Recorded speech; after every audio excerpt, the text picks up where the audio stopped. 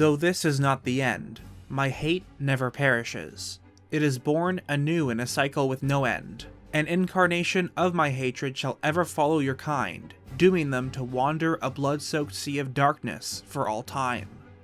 This was the first confrontation the hero would have against evil, though it wouldn't be the last. Despite the fall of Demise, a battle to obtain the Triforce ensued for countless generations, by a reincarnation of evil. Taking the form of a Gerudo male, Ganondorf used his power and manipulation to seek out the pieces of the Triforce for his own twisted desires. Sometimes he would succeed, transforming into the Dark Beast Ganon, but on many occasions the Gerudo King's overconfidence led to his inevitable downfall. Wherever evil went, good was sure to follow. A hero with the sword that sealed the darkness, along with the princess with the blood of the goddess, were there to repel this demonic entity time and time again. Many plots were foiled, but as time went on, one thing had remained the same. When evil arose, those chosen by the goddesses would be there to stop it. As Demise had said back in Skyward Sword, Hyrule was doomed to wander a blood-soaked sea of darkness for all time. The long-term effects of a deep hatred for the royal family of Hyrule, and of those who dare stop evil from being triumphant, all festering to create the monster we see in Breath of the Wild. Calamity Ganon was a being born out of this hatred, accumulating ever since the fall of Demise. But what is the source of this evil power? Is this curse really responsible for what we see in Breath of the Wild? Was Malice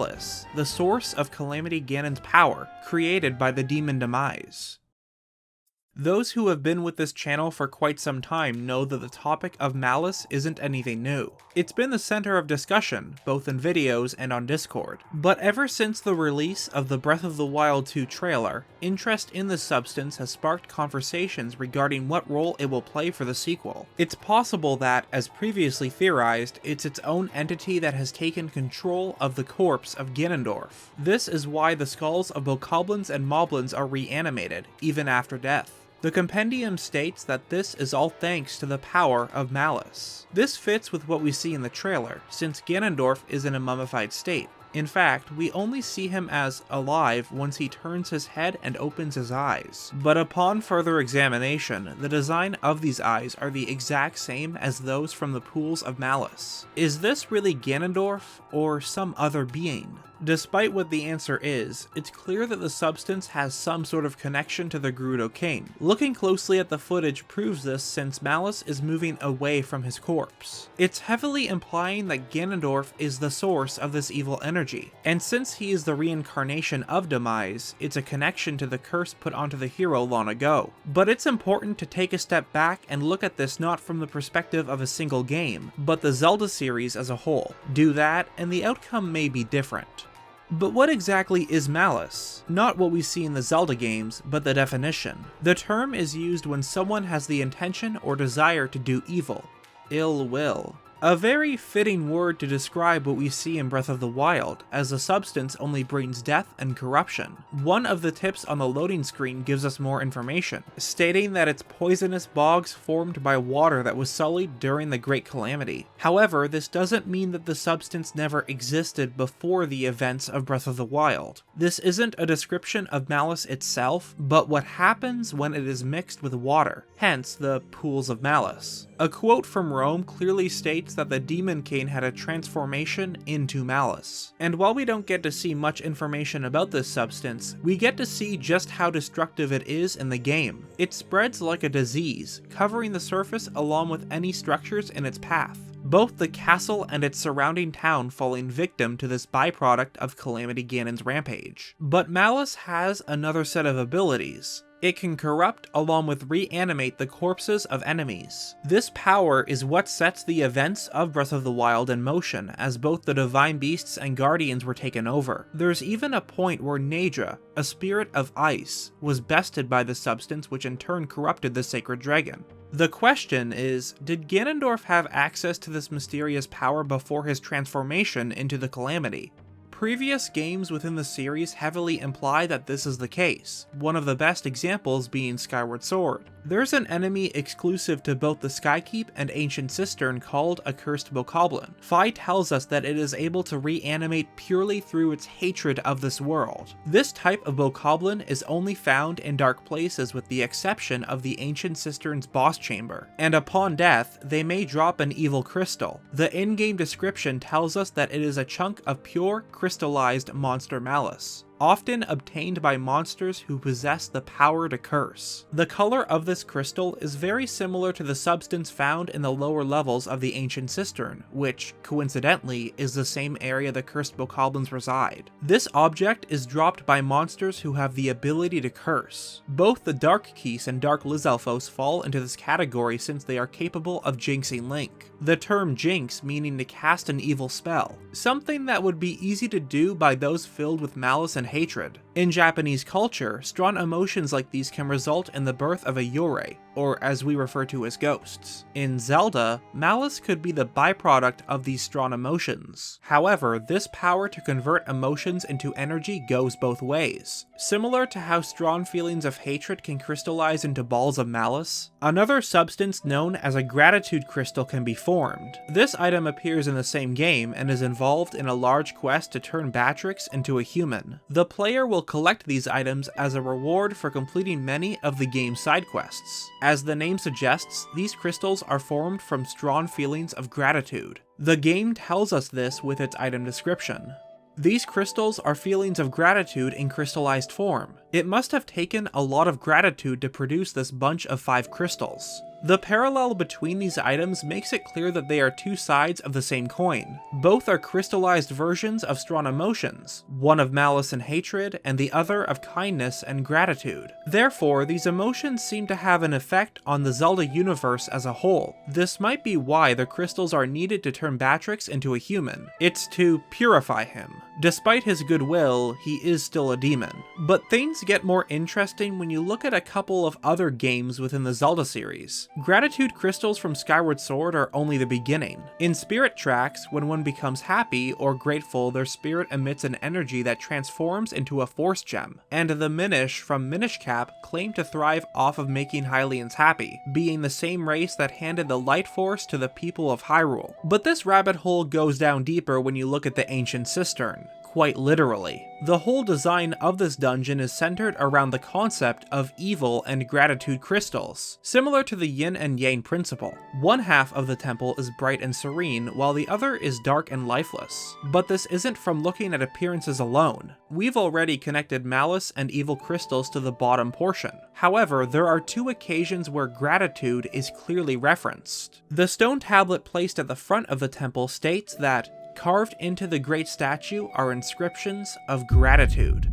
And once you get the key to the dungeon's boss chamber, the in-game description states, "This carved wooden statue looks like it's supposed to inspire gratitude." In a game where feelings of gratitude can be crystallized into a physical form, the use of this term in the dungeon is very interesting. It should also be said that the description of the Cursed Bokoblin states that it has a fear of pure and shiny items. This applies to the Sacred Shield, as holding it out will have the enemies cower in fear. But there's another item that falls into this category, as the gratitude crystals are both pure and shiny. And since it acts as a counterpart of the evil crystal, it makes sense for the Cursed Bokoblin to fear this object. This isn't the only interesting part about this dungeon. There's a chance that the design of the Ancient Cistern was based off of a short story called The Spider's Thread. One day on a stroll through paradise, Buddha gazed into a lotus-filled pond, where through the crystal clear waters he could see hell. Below was a cold-hearted criminal who had done one good deed in his life. He chose not to crush a spider with his foot.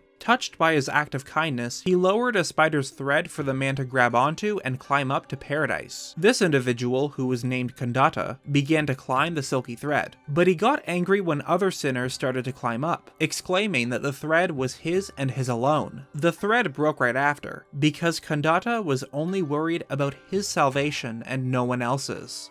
Similar to the story, the Ancient Cistern has a contrast of good and evil, which is accomplished through the two different room designs that are used. The dungeon also resembles a pond with its crystal clear water and lily pads, but the part that resembles the story the most is when Link climbs a thread all the way back up to the main floor, while being pursued by cursed bokoblins. This, along with the connections to the crystal items, has made the Ancient Cistern one of my favorite Zelda dungeons in the series. But if negative emotions are the power source of Malice, does that mean that it wasn't created by the curse Demise put on the hero? Since the Ancient Cistern was most likely constructed before the appearance of Demise, this temple could have been built by ancient humans to filter those negative emotional energies out and create positive energies. This means that Malice existed before Demise invaded the realm of Hyrule, but the games would say otherwise since it's always Ganondorf that uses his power. Hyrule was put into a state of ruin for 7 years once Ganondorf obtained the Triforce of Power in Ocarina of Time. Even without the full relic, he was capable of taking over the castle and its town. The power of this man is shown in the beginning of the game, when he curses the Deku Tree, who dies shortly after entrusting Link with the Kokiri Emerald, which from what we've talked about,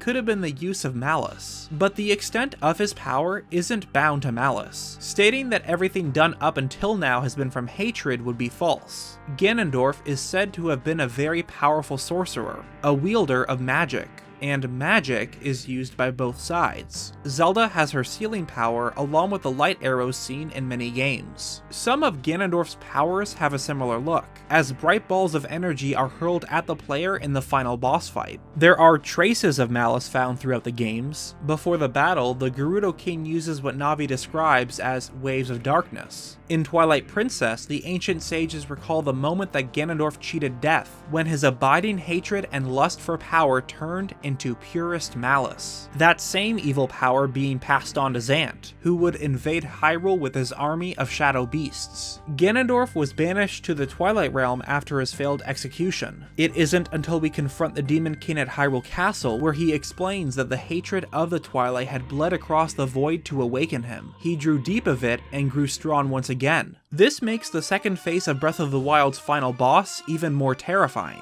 The English version states that Ganon had given up on reincarnation, but this is a translation error. The Japanese version tells us otherwise, that the form of Dark Beast Ganon was born from his obsessive refusal to give up on revival. His form is composed solely of malice because his hatred is the source of this form. It's why the phrase hatred and malice incarnate is used. According to Zelda, if set free upon this world, it will result in a tragedy surpassing that of the Great Calamity. It's true that Demise's curse did have an effect on Ganon's malice, but it did not create it. The existence of both evil and gratitude crystals shows that strong emotions of any kind can become sources of energy. But this is exactly why Ganondorf is seen with this immense dark power. Demise says as much, stating that his hatred will never perish. It's born anew in a cycle with no end. An incarnation of his hatred shall follow, dooming others to wander a blood-soaked sea of darkness for all time.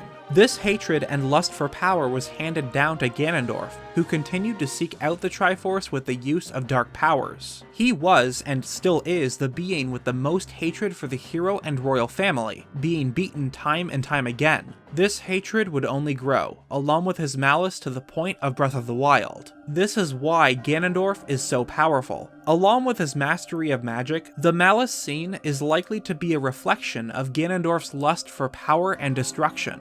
Demise's curse was a seed, a root of evil and hatred that would grow over time with the incarnation known as Ganondorf. Naturally, malice would be the byproduct of the seed, as no being could have this level of hatred and desire to destroy as the Gerudo King. This is why the trailer for Breath of the Wild 2 is so scary. Ganondorf has been sealed within these chambers for thousands of years, and if he's been suffering for all this time, it means that his hatred is overflowing. So much that it's leaking out in the form of malice. If this theory is indeed true, then this may be the most powerful incarnation of Ganondorf we've ever witnessed. Calamity Ganon was only the beginning.